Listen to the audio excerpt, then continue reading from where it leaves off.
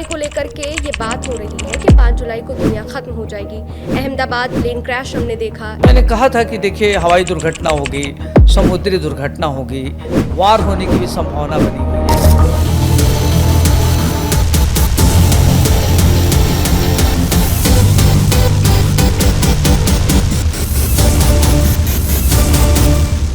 आने वाले 6 महीने हैं, इन 6 महीनों में ट्रेन एक्सीडेंट हो सकता है, भूस्खलन हो सकता है, अभी भी हवाई दुर्घटना हो सकती है, इस तरह की दुर्घटना हो सकती है।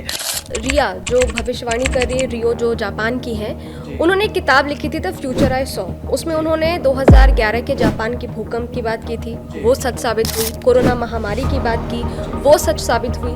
तो लोगों के मन में 5 जुलाई को लेकर के डर बना हुआ है कि क्या कहीं ये भविष्यवाणी भी सच साबित ना हो जाए। लोग उन्हें न्यू बाबा वेंगा कह रहे हैं।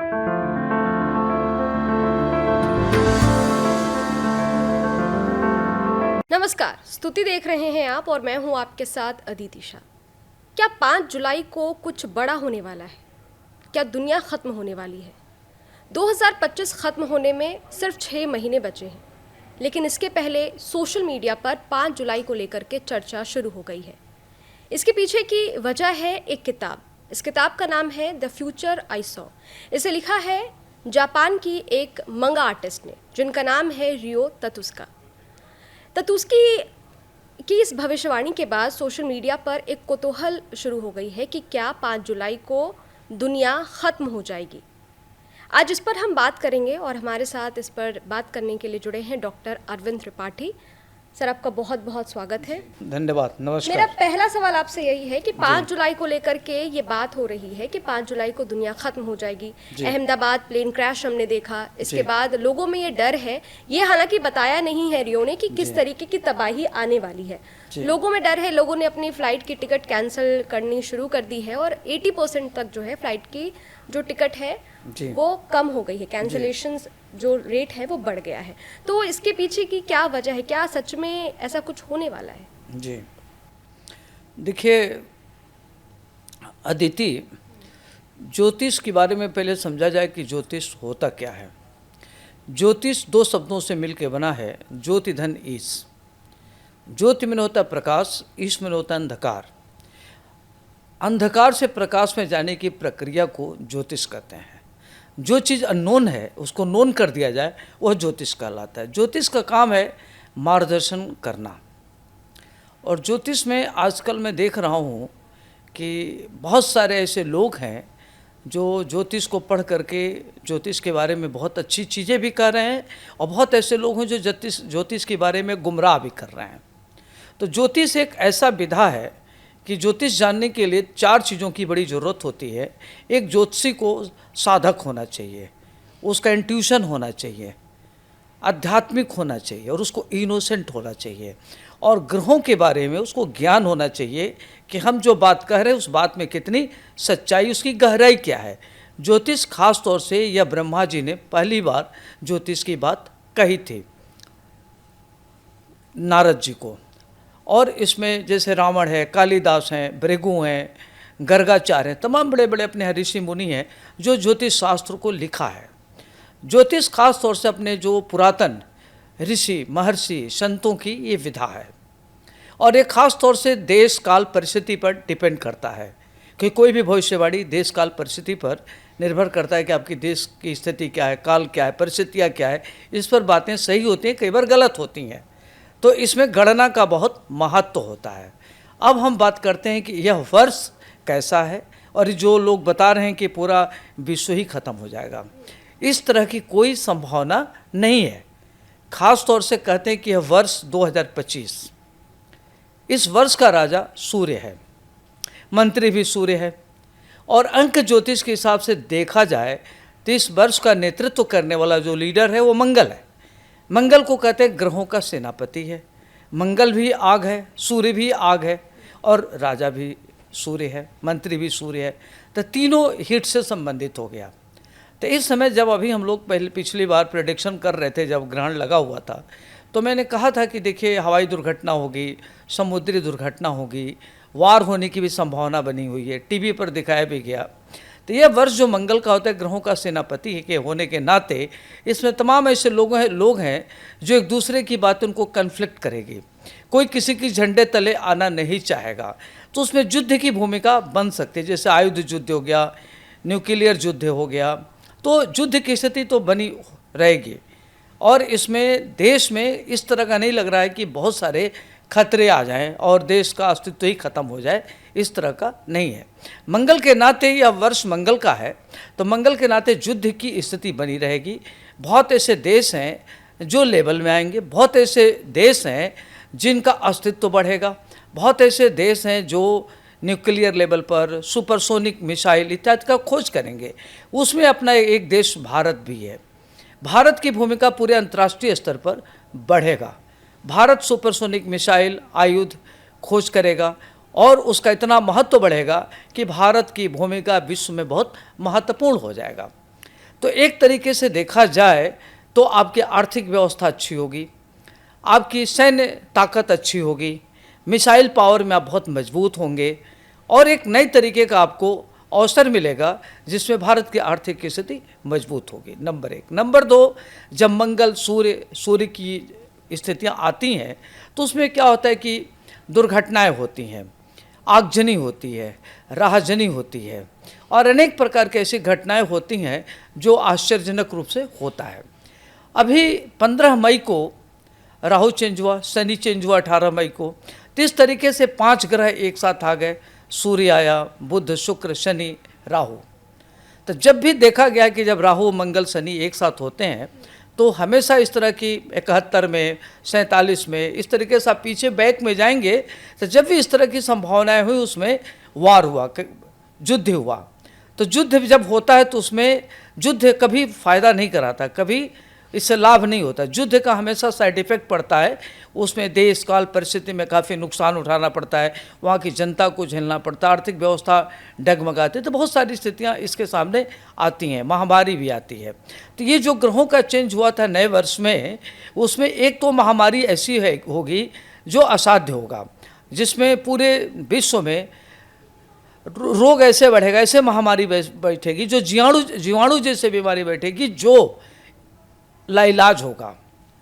और अभी हम लोग इसके पहले भी बात किए थे कि इसमें हवाई हमले हो, हवाई दुर्घटना हो सकती है, जो अभी हुआ था। इसकी प्रेडिक्शन मैंने किया था कि हवाई दुर्घटना होगी, सामुद्रिक दुर्घटना होगी, तो इस तरीके की चीज़ें होगी। लेकिन इसमें ऐसा नहीं है कि विश्व का अस्तित्व ही खत्म हो जाएगा, देश का अस्तित्व खत्म हो जाएगा, ऐसा नहीं है। अब आप आ जाइए, भारत की कुंडली वृष लग्न की बनी है। अगर हम भारत की कुंडली को देखें तो भारत जो है जब आज़ाद हुआ था तो उस समय जब भारत की कुंडली बनी थी उस समय वृष लग्न था, लग्न में राहु था। और वर्तमान में अगर देखा जाए तो कुंभ का शनि है, मीन का शनि है, कुंभ का राहु है 10वें भाव में। तो जब कुंभ का राहु होता है तो इल्यूजन पैदा करता है, भ्रम पैदा करता है। और कहते हैं कुजवत केतु शनिमत राहु। जब भी शनि के घर में राहु होता है तो राहु का फल 11 गुना बढ़ जाता है। और 10वां घर लोकतंत्र का घर होता है, जनता का घर होता है, राष्ट्र का घर होता है। तो यह पूरे देश के लिए, राष्ट्र के लिए अपना अच्छा है। राहु अपने देश को आगे बढ़ाएगा। जो इस देश के नेतृत्व करने वाले राजा हैं उनका पूरे विश्व में महत्व बढ़ेगा। और भारत को अगर कहीं किसी से युद्ध की स्थिति बनती है तो भारत उसमें विजेता सिद्ध होगा। आर्थिक स्थिति मजबूत होगी, व्यापारिक स्थिति मजबूत होगी, शेयर का रेट बढ़ेगा और अभी गोल्ड का रेट भी बढ़ेगा और रियल एस्टेट प्रॉपर्टी बूम करेगा। तो इस तरीके से देखा जाए तो स्थिति काफ़ी अच्छी होगी। दूसरी बात ये हम बताना चाहेंगे कि बृहस्पति की भूमिका बहुत महत्वपूर्ण रहेगी। तो इसमें जो भारत होगा, भारत पूरे विश्व को लीड करेगा, क्योंकि मिथुन राशि का आ जाएगा आपका उस समय बृहस्पति द्वितीय भाव में। तो इससे क्या होगा कि भारत आगे बढ़ेगा, धन धान की स्थिति अच्छी होगी, रुपए की वैल्यू बढ़ेगी, डॉलर की वैल्यू घटेगी। तो यह दिमाग में निकाल देना चाहिए कि 5 जुलाई को कोई बहुत बड़ी घटना होगी, इस तरह की संभावना नहीं है। अब आ जाइए हम बात करते हैं, जो 5 जुलाई की बात लोग कर रहे हैं, तो 5 जुलाई में जो ग्रहों की स्थिति है उसमें कन्या लग्न है और कन्या राशि का चंद्रमा है लग्न में, केतु 12वें है और आपका मीन का शनि सप्तम हाउस में है, मेष राशि का शुक्र अष्टम में है। 8वां भाव को देखते हैं, अंतर्राष्ट्रीय लेवल की बातें देखते हैं कि अंतर्राष्ट्रीय लेवल पर क्या भूमिका रहेगी भारत की। और 12वें भाव में केतु है, तो शुक्र अष्टम भाव में कारक होता है। तो इससे क्या होगा कि भारत के व्यापार बढ़ेंगे, भारत की आर्थिक स्थिति बहुत मजबूत होगी। और जो इस भारत को लीड करने वाले राजनेता हैं, इसमें कुछ राजनेताओं की स्थिति बड़ी महत्वपूर्ण होगी, उनको हेल्थ को लेकर के काफ़ी अच्छा रहेगा। कोई अंतर्राष्ट्रीय स्तर पर बड़े नेता की मृत्यु हो सकती है, डेथ हो सकती है, उनके हेल्थ के लिए ठीक नहीं है। वहीं जो आपका कर्क का मंगल है, कर्क के मंगल से क्या होता है कि अभी आपकी जो युद्ध की स्थिति बनी रहेगी, और अभी युद्ध कई देशों में होगा, जैसे अमेरिका है, रशिया है, आपका यूक्रेन है, भारत पाकिस्तान, तो अभी युद्ध होगा। कहीं बहुत ज़्यादा लेवल पर होगा, कहीं कम होगा, लेकिन युद्ध की स्थिति बनी रहेगी, क्योंकि मंगल युद्ध कराता ही कराता है। अब अभी कुंभ में राहु आ गया, तो कुंभ में राहु भारत की कुंडली में अगर देखा जाए गोचर में तो छठे भाव में है। तो कहते हैं कि कोई भी छठे घर में अगर पापाग्रह हो तो श्रेष्ठ फल का दाता हो जाता है। तो कुंभ भारत की कुंडली में कुंभ राशि का राहु आ जाएगा छठे भाव में, तो छठा भाव रोग और शत्रु का नाश करता है। तो इसमें भारत के जो भी शत्रु होंगे वो डिटोरेट करेंगे, उनकी अवनति होगी, उसमें भारत का बहुत महत्व बढ़ेगा। चाहे आर्थिक स्थिति हो, चाहे सामाजिक स्थिति हो, चाहे राजनीतिक स्थिति हो, चाहे विदेश नीति हो, इसमें भारत की एक बहुत बड़ी भूमिका होगी। मिसाइल के मामले में भारत का महत्व बहुत बढ़ेगा। सुपरसोनिक नई मिसाइलें ऐसी खोज करेगी जिससे विश्व भारत का लोहा मानेगा। तो विश्व में भारत की भूमिका बहुत ही महत्वपूर्ण होगी। अगर नंबर 1 हो जाए तो कोई आश्चर्य की बात नहीं है, क्योंकि राहु आश्चर्य तरीके से आगे बढ़ाता है। वहीं 12वें भाव में केतु है, केतु धर्म और अध्यात्म का कारक है, तो इसमें सनातन धर्म का महत्व बढ़ेगा। कई ऐसे कंट्रीज हैं जो सनातन धर्म को स्वीकार करेंगे अपनी स्वेच्छा से, बिना दबाव से, तो इसमें सनातन धर्म का महत्व बढ़ेगा और आपकी अध्यात्म की स्थिति बहुत मजबूत होगी। लोग धर्म का पालन करेंगे, और बहुत ऐसी चीज़ें हैं जिससे लोग दुखी हो चुके हैं, तो लोग धार्मिक व्यवस्था में, धार्मिक रीति रिवाज में काफ़ी उसका महत्व बढ़ेगा। मंत्र है, यंत्र है, इसमें काफ़ी बढ़ेगा। और भारत की जो अगर कुंडली को देखा जाए तो इस समय इनके जो 9वें भाव में सूर्य बुध है वर्तमान में, और गोचर में देखा जाए तो इनका मीन का शनि हो गया 7वें हाउस में, और कुंभ का राहु हो गया गोचर में। तो ये काफ़ी अच्छा है। तो ये आर्थिक की स्थिति सशक्त होगी, भारत की राजनीतिक की स्थिति अच्छी होगी, इनकी विदेश नीति बहुत अच्छी होगी, और भारत की युद्ध अगर कहीं भी चल रहा है तो उसमें भारत लीड करेगा और भारत के लोग बात मानेंगे। जी, आपने जो अभी समझाया उससे मेरे दो सवाल हैं। जी, पहला, आपने ग्रहों की बात करी, मंगल, राहु, केतु, शनि। तो ये जो ग्रह आप बता रहे हैं, सूर्य की बात करी आपने, तो कहीं ना कहीं इन ग्रहों से लोग डरते हैं। शनि को न्याय का देवता मांगते हैं, और मंगल को लेकर के भी लोग डरते हैं। जी। इन ग्रहों से इनका क्या प्रभाव पड़ता है जीवन में, और आने वाले दिनों में जो अभी 6 महीने बाकी हैं साल खत्म होने में, तो इसका कैसा असर पड़ेगा लोगों पर? देखिए, इसमें क्या होता है कि अगर आप देखेंगे तो जो सूर्य है आपका हर महीने चेंज हो जाता है, चंद्रमा हर 2.5 महीने चेंज होता है, शुक्र भी 1 महीने में चेंज हो जाता है। आपके 3 मेजर ग्रह है जो लंबा रहता है। तो मेजर ग्रह जैसे राहु है और केतु है, तो एक राशि पर राहु रहता है 18 महीने, और बृहस्पति रहता है करीब करीब 13 महीने, शनि रहता है करीब 30 महीने। तो इसमें देखा जाए तभी शनि की शुरुआत, अभी तो 18 अप्रैल को आया है शनि, और राहु आया 18 मई को और शनि आया 15 को। तभी देखा जाए तो पूरा आपका अगर मई से देखा जाए तो 3 महीना इधर हो गया, मई जून, और उधर 6 महीना हो गया, करीब 8 महीना, 6 महीना अगर जुलाई से लेकर जुलाई तक का देखा जाए तो 6 महीने हो गया। तब राहु को जो 1.5 साल का पार्ट होगा उसमें आप 3 महीना निकाल दीजिए तो बचा आपका 9 महीना। तो 9 महीने में जो शेष 6 महीने बचेंगे वह देश के लिए बहुत अच्छा है। अभी जो चीज़ें, एक पार्ट इनका था वो उथल पुथल का था, भूस्खलन का था, दुर्घटना का था, रोग व्याधि का था, तो वो तो जो खराब अवस्था था वो निकल गया। आने वाले जो 6 महीने जाएंगे वो बहुत अच्छा होगा।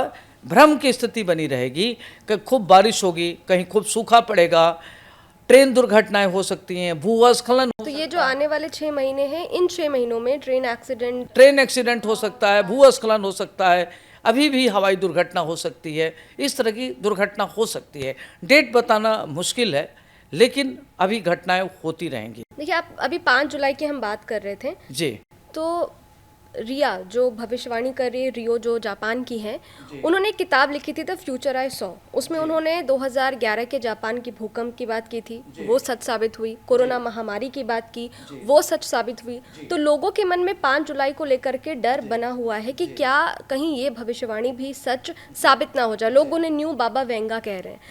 तो क्या डरने की ज़रूरत है वाकई में? सोशल मीडिया पे ये चीज़ें चल रही हैं और आप जानते हैं किस तरीके से वायरल होती हैं चीज़ें। हाँ, ठीक बात है। देखिए, क्या है कि अभी जब कोरोना आया था, तो जब एक साल में, जैसे जब सूर्य ग्रहण होता है और चंद्र ग्रहण होता है, 15 दिन के जब 2 ग्रहण होता है और पापाग्रह की स्थिति मजबूत होती है, तो उसमें रोग और शत्रु बढ़ जाते हैं। तो उस समय नवंबर में हम लोगों ने प्रेडिक्शन किया था कि आपके पंचांगों में भी आया था कि कोई अननोन बीमारी फैलेगी, शुक्राणु संबंधित, जीवाणु संबंधित बीमारी फैलेगी, जिसमें काफ़ी धन जन की हानि होगी। हुआ, ये हम लोगों ने भी किया था।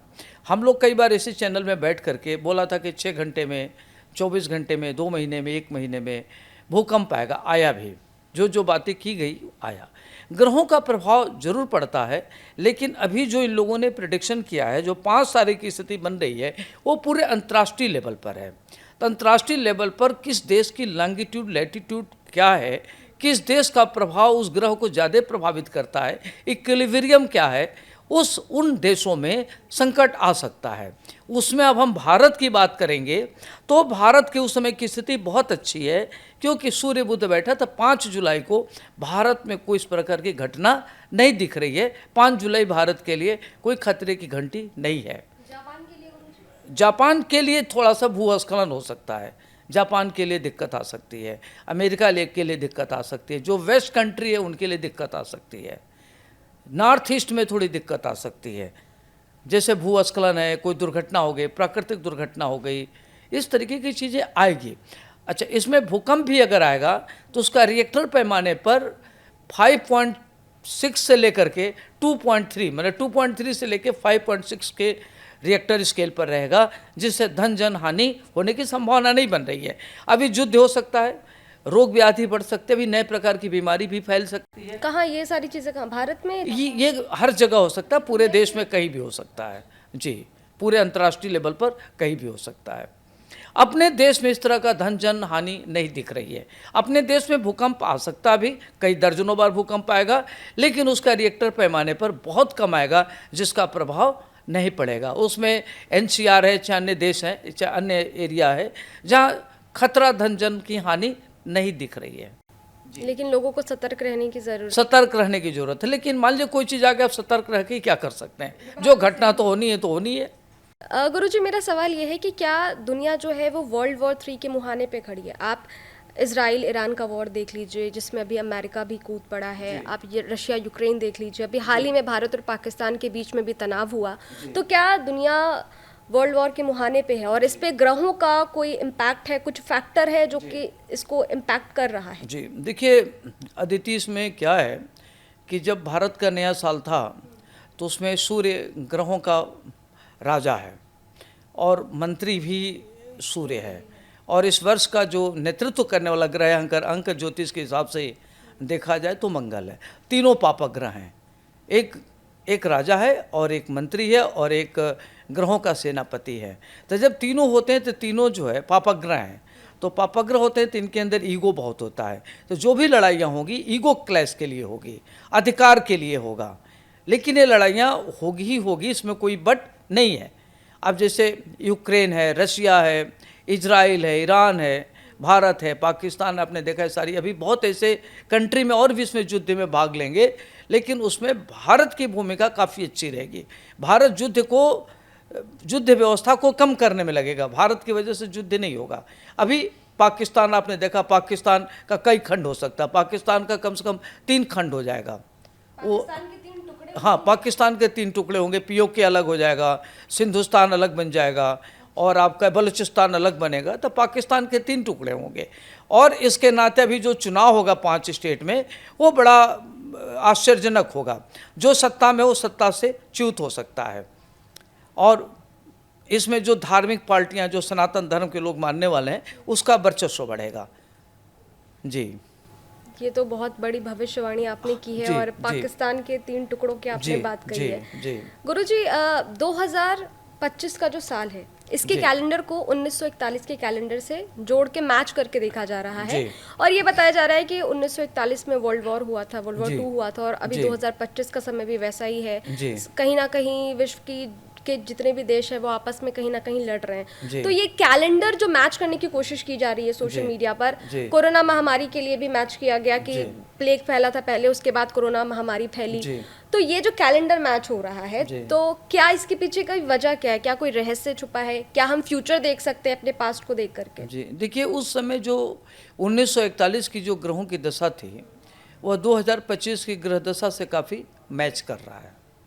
तो उस मैचिंग में क्या होता है कि उस समय की जो सिम्टम था, जो चीज़ें घटी थी, उसको लेके लोग सोच रहे हैं कि किस तरह की घटना इसमें भी न घटे। तो इसमें हमको लगता है कि पूरा वर्ल्ड वार की संभावना काफ़ी बन रही है। इसमें बहुत ऐसे बड़े बड़े कंट्री हैं जो अपने अस्तित्व को लेके लड़ाई लड़ेंगे। जैसे आपका ईरान हो गया, आपका रशिया हो गया, यूक्रेन हो गया, ये आपका इजराइल हो गया, ईरान हो गया, पाकिस्तान हो गया, चाइना हो गया, जापान भी युद्ध में आ सकता है। तो इस तरह की चीज़ें, एक बड़ा ट्रायंगल हो सकता है जो बड़ा एक युद्ध की स्थिति बनेगी। लेकिन युद्ध की स्थिति में जो भारत की ग्रहों की स्थिति है, उससे भारत में धन जन की हानि नहीं दिख रही है, नंबर 1। नंबर 2, भारत की भूमिका बहुत महत्वपूर्ण होगी। भारत सुपरसोनिक मिसाइल में अगर होता है तो भारत का वर्चस्व बढ़ेगा। भारत की भूमिका बहुत महत्वपूर्ण होगी। भारत सशक्त होगी, चाहे आर्थिक क्षेत्र हो, चाहे आयुध का क्षेत्र हो, चाहे रिसर्च का क्षेत्र हो, चाहे विज्ञान का क्षेत्र हो, चाहे अध्यात्म का क्षेत्र हो, चाहे इनकी विदेश नीति हो, सब में इनका महत्व बढ़ेगा। और जो भारत को लीड करने वाले यहाँ के प्रधानमंत्री, उनकी भूमिका बड़ी महत्वपूर्ण होगी। उसमें भारत हर देश के लिए काफ़ी महत्वपूर्ण सिद्ध होगा। जी, मेरा सवाल यहाँ पे एक ये भी है कि 1941 के कैलेंडर को 2025 के कैलेंडर से मैच किया जा रहा है। आपने कहा कि बहुत सारी चीज़ें जो हैं वो मैच कर भी रही हैं। तो क्या इस तरीके से हम अपना फ्यूचर देख सकते हैं? क्या हम फ्यूचर प्रेडिक्ट कर सकते हैं? अगर हम 2025 के साल को 41 से मैच कर रहे हैं, तो क्या हम इसी तरीके से 26 को भी 42 के कैलेंडर से मैच कर सकते हैं और अपना भविष्य देख सकते हैं? जी हाँ, बिल्कुल देख सकते हैं। देखिए, जो 1941 की कुंडली थी, उस समय राहु चंद्रमा बैठा हुआ था, और आपका बुध शुक्र मिथुन राशि का था, कुंभ का मंगल था, और मेष राशि का शनि था। इस समय शनि मीन राशि का था, तो उसमें वक्री हो जाने से वो मेष में आ जाता है। और आपका सूर्य गुरु एक साथ बैठा, तो सूर्य गुरु जब भी बैठता है तो लड़ाई न्याय के लिए होती है, हक के लिए होती है, पद के लिए होती है कि हमारा वैल्यू बढ़े, हमारा वर्चस्व बढ़े। और शुक्र बुध के नाते होता है कि हम विस्तार करें, हमारा इसमें जो भी होगी राज्य के विस्तार के लिए होगी, सत्ता विस्तार के लिए होगी, अधिकार के लिए होगी कि हमारा यहाँ अधिकार है, तो उसके लिए चीज़ें काफ़ी मिल रहा है। तो उस तरह की संभावना काफ़ी है कि युद्ध बड़े, युद्ध हो, और युद्ध में भारत की भूमिका बहुत महत्वपूर्ण होगी। इसमें अमेरिका का कद बढ़ेगा, रशिया का कद बढ़ेगा, इजराइल का कद बढ़ेगा, इस जो देश लड़ रहे हैं इनका कद बढ़ेगा। यानी कि ईरान और इजराइल की जो लड़ाई हो रही है, आप कद बढ़ने की बात बता रहे हैं। इजराइल का कद बढ़ेगा, इजराइल इस पे कहीं ना कहीं जीतेगा और ईरान हारेगा। हाँ, ईरान हारेगा और इजराइल जीतेगा। जी, दूसरा सवाल ये है कि आपने कहा कि जापान भी इस युद्ध में शामिल हो सकता है। जापान कहीं ना कहीं बचता है कि वो किसी भी तरीके के वॉर में शामिल ना हो।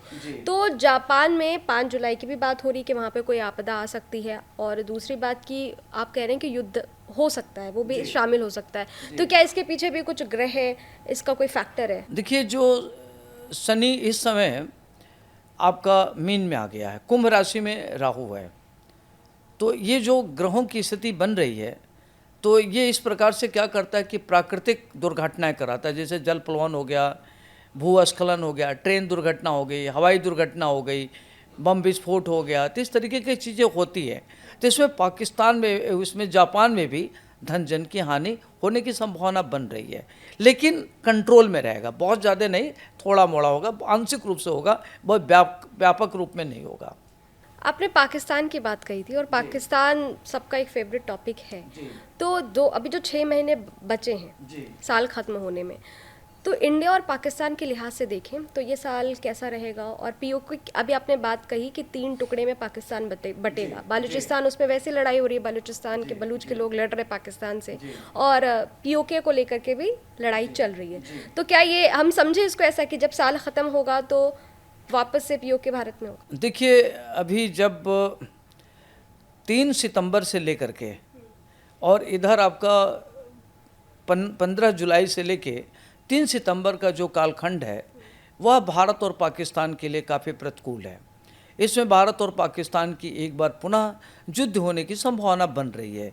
इसमें पीओके भारत में आ जाएगा और भारत पाकिस्तान में बलूचिस्तान अलग होगा, सिंधुस्तान अलग होगा, और पाकिस्तान में कुछ ऐसे देश हैं जो मुस्लिम धर्म को मानने से इनकार कर देंगे, लेकिन वो अपना अलग एक राज्य के मांग करेंगे और वो अपना चाहेंगे कि हमारी अलग वैल्यू हो, वो अपने अलग अस्तित्व की लड़ाई लड़ेंगे, वो अपने अलग अस्तित्व की लड़ाई लड़ेंगे। तो पाकिस्तान के 3 टुकड़े होने की संभावना बन रही है और उसमें भारत विजयी होगा। जी, और कुछ बताइए पाकिस्तान को लेकर के। देखिए, जो पाकिस्तान की कुंडली है उस हिसाब से अभी जो पाकिस्तान का समय चल रहा है ठीक नहीं चल रहा है। पाकिस्तान की अर्थव्यवस्था काफ़ी डगमग होगी, पाकिस्तान में सत्ता परिवर्तन होगा और पाकिस्तान में भी लग रहा है कि अभी वहाँ शासन रूल जो होगा वह सेना का होगा, सेना उस पर रूल करेगी। और जो वर्तमान प्रधानमंत्री हैं या वर्तमान जो पाकिस्तान के नेतृत्व करने वाले हैं उनके लिए प्रतिकूल समय चल रहा है, तो उनके लिए बहुत अनुकूलता लिए हुए नहीं है।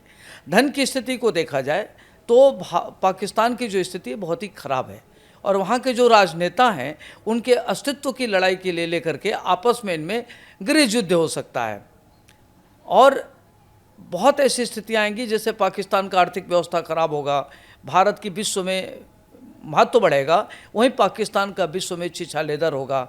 और इनके यहाँ जो चीज़ें, जैसे शनि का साल है, शनि चेंज हुआ है, तो शनि क्या करता है कि अगर कोई व्यक्ति, शनि को कहते हैं कि न्याय का देवता है, अगर कोई व्यक्ति महत्वपूर्ण पद पर रहता है, गलत करता है, तो शनि इनको दंडित करने का काम करता है। शनि ये नहीं देखता कि कौन है क्या है, ये नहीं देखता। तो शनि जो भी विश्व में देश गलत करेगा, अत्याचार करेगा या अपने नियमों का, कानून का पालन नहीं करेगा, तो शनि दंडित करने का कार्य करेगा। तो जो पाकिस्तान की स्थिति है डिटोरिएट होगी, चाहे आर्थिक व्यवस्था उनकी, चाहे राजनीतिक व्यवस्था हो, चाहे वहाँ के लोगों की सरकार का जनता के प्रति जो विश्वास है बढ़ेगा, तो वहाँ की जनता आक्रोशित हो सकती है, उद्वेलित हो सकती है और पाकिस्तान में विद्रोह हो सकता है। इस तरह की भी संभावना बन रही है और वहाँ के राजा में परिवर्तन होगा और वहाँ का सत्ता हो सकता है कि सेना के हाथों में आ जाए, तो सत्ता परिवर्तन की भी संभावना बन रही है और पाकिस्तान का कम से कम 2 से 3 टुकड़े में विभाजन का भी दिख रहा है। तो पाकिस्तान की स्थिति पूरे विश्व में बहुत ही खराब होने की संभावना बन रही है। गुरुजी, एक सवाल मेरा ये है कि अगर आपकी कुंडली में मंगल का दोष हो, मंगल बैठ जाए, तो उसका क्या उपाय है, क्या क्या करना चाहिए ऐसे में? देखिए, मंगल को कहते हैं कि मेष और वृश्चिक राशि का स्वामी होता है मंगल। मंगल को कहते हैं ग्रहों का सेनापति है। मंगल ऊर्जा का कारक है। मंगल को कहते हैं कि इसके अंदर अपरिमित ऊर्जा होती है और मंगल ग्रहों का सेनापति होने के नाते बहुत स्ट्रांग ग्रह होता है। इसके अंदर इमोशंस नहीं होता, ये रूलर ग्रह है और सेनापति युद्ध में माहिर होता है, युद्ध करता है। वह किसी चीज़ में बहुत ज़्यादा फ्लेक्सिबल नहीं होता, लिबरल नहीं होता। तो मंगल को देखा जाए तो मंगल के बारे में कहा जाता है कि अगर 1, 4, 7, 8, 12 में मंगल हो, चाहे लग्न कुंडली हो चाहे चंद्रमा कुंडली हो, तो कुंडली मांगलिक होती है। तो कुंडली मांगलिक होने का मतलब ये होता है कि व्यक्ति की कम से कम 2 विवाह होता है या जो विवाह होता है वो विवाह चलता नहीं है, टूट जाता है। तो इसलिए मंगल दोष में कोशिश करते हैं कि शादी न करें।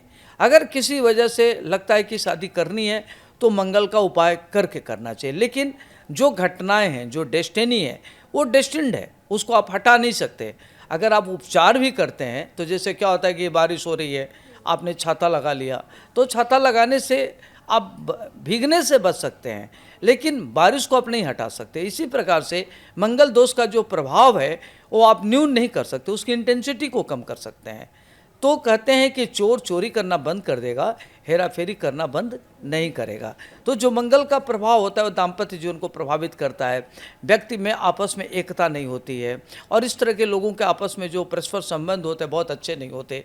पर्सनल लाइफ में आपस में लोग एक दूसरे से चिढ़ते हैं, ईर्ष्या भाव रखते हैं, और एक दूसरे के प्रति बहुत ज़्यादा सस्पेक्ट की दृष्टि से देखते हैं, तो इससे उनकी मैरिड लाइफ काफ़ी ख़राब होती है।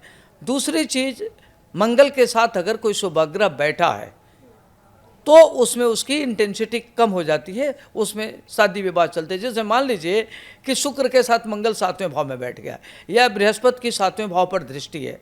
7वां भाव होता है पति पत्नी का भाव, तो पति पत्नी के भाव में अगर मंगल बैठा हुआ और उसको बृहस्पति देख रहा है, शुक्र देख रहा है, तो वह घर मजबूत हो जाता है, क्योंकि शुक्र और बृहस्पति पत्नी का कारक होता है, वैवाहिक जीवन का कारक होता है। अगर किसी लड़के की कुंडली में बृहस्पति बैठा है तो उसका दाम्पत्य जीवन अच्छा होता है। अगर किसी लड़के की कुंडली में शुक्र बैठा है तो उसका दाम्पत्य जीवन अच्छा होता है। तो कई बार मंगल के होने के नाते मंगल डाइल्यूट हो जाता है और उसका प्रभाव अच्छा होता है।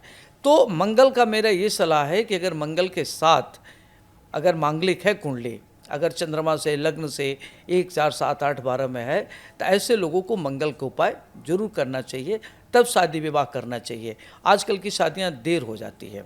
जैसे मांगलिक कुंडली हो गई तो लोग कहते हैं कि 28 तक इसका प्रभाव, 28 के बाद प्रभाव कम पड़ता है। ऐसा नहीं है, कभी भी करेंगे तो मंगल का प्रभाव पड़ेगा। जैसे चोर चोरी करना बंद कर दे, हेरा फेरी करना तो नहीं बंद करेगा, तो मंगल का इफेक्ट होता है, इसलिए मंगल का उपाय करके करना चाहिए। तीसरी बात का ध्यान रखना चाहिए कि जब भी शादी विवाह करे तो ये ध्यान रखना चाहिए कि सप्तम भाव में अगर किसी का शनि है, मंगल है, राहु है, या शनि मंगल बुध बैठा है, शनि मंगल बुध राहु अगर बैठा तो नपुंसकता योग बनता है, इम्पोर्टेंसी योग बनता है। आपने देखा होगा कि आजकल शादियाँ चलती नहीं, टूट जाती है, तो उसके मुख्य कारण होता है इम्पोर्टेंसी योग। आदमी की शादी नहीं चलती, तो शादी होती नहीं है, हो भी गई तो चलती नहीं। अगर आदमी बहुत बढ़िया है और अगर लड़की की कुंडली में 7वें भाव में 4 ग्रह बैठ गया, शनि बुध केतु मंगल, तो उसमें इम्पोर्टेंसी योग बनता है, तो शादी 0 लेवल पर जाकर के, नल एंड वाइड पर जाकर के डिवोर्स हो जाती है। तो मंगल का, राहु का, शनि का बहुत प्रभाव पड़ता है कुंडली में, तो ये सब देख करके करना चाहिए। और वैवाहिक जीवन को शुभग्रह अच्छा करता है, पापग्रह वैवाहिक जीवन को खराब करता है। तो इस सब चीज़ों को शादी करते समय ध्यान रखना चाहिए। मंगल की भूमिका बहुत महत्वपूर्ण है। मान लीजिए किसी की शादी हो गई और शादी में इनकी मैरिटल लाइफ इनकी बड़ी ख़राब चल रही है, तो इनको क्या करना चाहिए कि हनुमान जी को चोला चढ़ाना चाहिए, हनुमान जी की आराधना करना चाहिए, दुर्गा सप्तशती के 32 नाम का जप करना चाहिए। क्योंकि घटनाओं को तो टाल नहीं सकते, लेकिन उसकी इंटेंसिटी को कम कर सकते हैं, तो उससे उसका प्रभाव थोड़ा कम हो सकता है। जी, इस पॉडकास्ट का मेरा आखिरी सवाल आपसे ही रहेगा। आपने बहुत सारी बताया इस पॉडकास्ट की शुरुआत में कि बहुत सारी भविष्यवाणी की जो कि सच भी हुई। तो 6 महीने बाकी है साल को ख़त्म होने में। जून का महीना लगभग ख़त्म हो चुका है, तो आप बचे हुए साल के लिए कौन सी भविष्यवाणी करना चाह रहे हैं या बताना चाह रहे हैं जो हमारी ऑडियंस जाने? देखिए, अभी इसमें 5-6 चीज़ों का ध्यान रखना है कि जो 6 महीना बचा हुआ है, जून से लेकर के दिसंबर का टाइम, लगभग 6 महीना हो गया, तो इसमें मंगल और सूर्य के नाते लोगों को, एक तो पहले तो आप देखिए पारिवारिक स्थिति को आदमी को संभालना चाहिए। इसमें हर व्यक्ति बहुत उग्र हो सकता है, उग्रता के कारण परिवार में झगड़े होंगे, पिता पुत्र के संबंधों में कटुता आएगी। तो जो बड़े भाई हैं, छोटा भाई है, आपस में लोगों को बहुत मेल जोल के रखना चाहिए, पेशेंस रखना चाहिए, उग्र व्यवहार से बचना चाहिए, नंबर 1। नंबर 2, जो परिवार के गार्जियन हैं, जो संरक्षक हैं, उनको बहुत फ्लेक्सिबल होना चाहिए और उनको इमोशनली, मेंटल लेवल पर परिवार को अपने हैंडल करना चाहिए, समझाना चाहिए।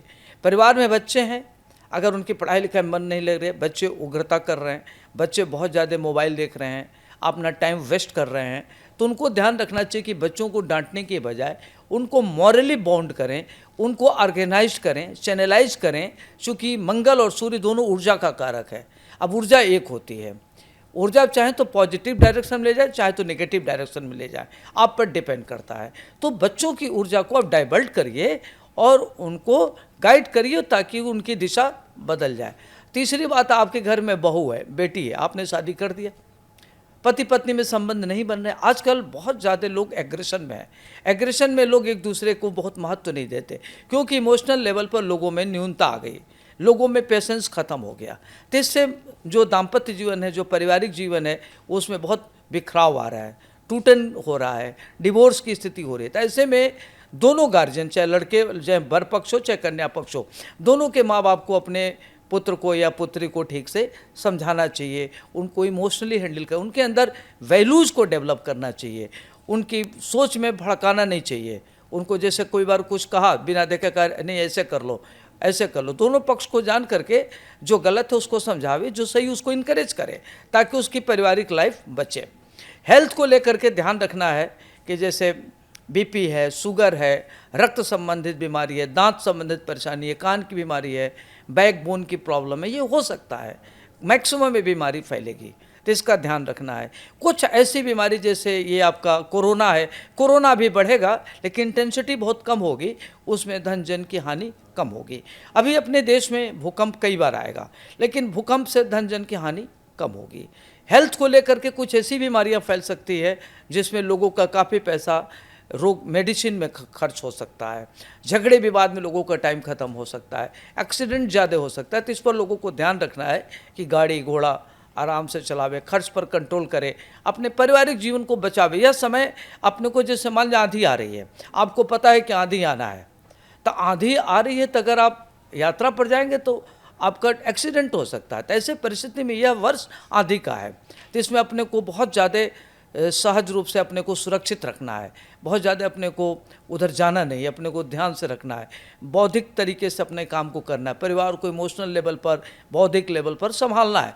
तो यह पूरा संभालने का समय, अगर आपने संभाल लिया तो परिवार अच्छा हो जाएगा, क्योंकि बनने में टाइम लगता है, बिगड़ने में 1 सेकंड लगता है।